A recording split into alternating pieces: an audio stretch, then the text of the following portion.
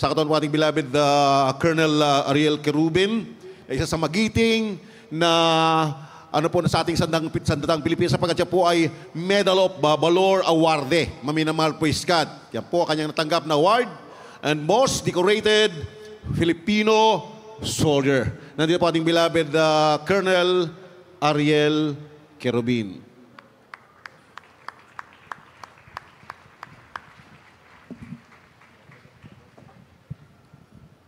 Sa ating pinakamamahal na Honorable Wilde, Honorable Pastor Wilde Estrada Almeda at sa lahat po ng mga kamag-anak niya, mapagpalang gabi po sa inyong lahat.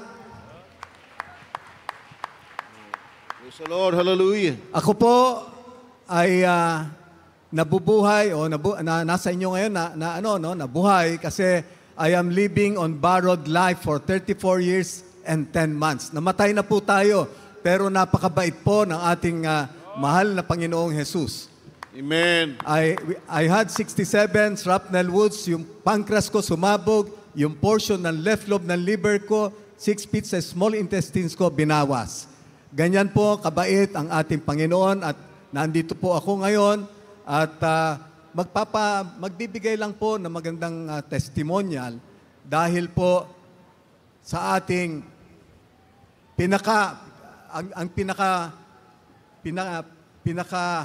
pinasasalamatan po natin ng lahat ang ating mahal na Panginoon.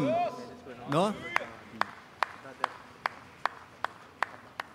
At gusto ko rin pong batiin ng 34th anniversary, 24th anniversary po ng Victorious Talipaw Mission, Peace Mission.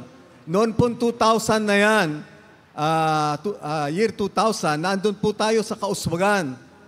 March po, nung nakipagbakbakan naman tayo sa mga MILF. Nung maitulak na po namin sila, papuntang Abu Bakar, at nakuha na natin yung Abu Bakar, yung unit ko po ang pinadala sa Talipaw at doon ko po nalaman yung sakripisyo at paghihirap po ng ating pinakamamahal, Honorable at Pastor Wilde Estrada Almeda. Amen. Praise the Lord. Hallelujah. Kung siya po, spiritual, yung laban niya noon time na yun, yung mission niya, tayo naman po, nakipagbakbakan tayo sa MILF, ng 24 hours, no? Kung saan doon ko po nakita uli ang milagro na kayang maibigay ng ating mahal na Panginoon. Amen. Hallelujah. Noon pong napalibutan na po ako, nung gabi pa lang, nag-umpisa yung bakbakan namin, yung nasa harap ko, yung nasa kanan ko, tumutumba sila, yung radyo ko nasira. Saan ako pumunta? Pinapaulanan ako ng mga sniper shots. The following day, yung rain clouds po, na namuo sa taas, no? Napaligiran na po kami. 100 lang kami, yung kalaban namin maghihigit 300. So I prayed so hard. Never in my life did I implore God's help that way. Ang sabi ko, Lord, pa-clear mo tong ulap kasi hindi kami hindi kami aatras, magpapakamatay kami dito. Yung piloto ng chopper, sabi niya, Sir, aalis kami, i-jettison namin yung mga bomba namin, babalikan namin kayo. Ang sabi ko sa kanya, pag umalis kayo dito, wala na kayong babalikan.